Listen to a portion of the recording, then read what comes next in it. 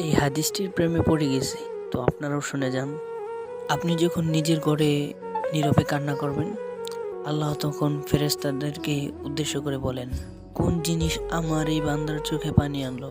ফেরেশতাগণ বলেন, আপনার বান্দা সুখে নেই, আপনার বান্দা অনেক দিন ধরে হাসেনি। এই বলে ফেরেশতাগণ কান্না করতে থাকে এবং আল্লাহকে বলেন, হে আমার রব, আপনি তো জানেন আপনার এই বান্দার হৃদয়ে কি রয়েছে, অতএব আপনি তার জন্য সব কিছু সহজ করে দিন। আল্লাহ বলেন, আমার এই বান্দা এমন কিছু জীবন থেকে হারিয়ে ফেলেছে যে সে অধিক ভালোবেসেছিল। অতএব আল্লাহ বলেন, আমি শপথ করছি, আমার বান্দা যাদের জীবন থেকে হারিয়েছে তার চেয়ে উত্তম জিনিস আমি তাকে এনে দেব, যা দেখে দুনিয়াও আখেরাতে সবাই বিস্মিত হবে। আলহামদুলিল্লাহ।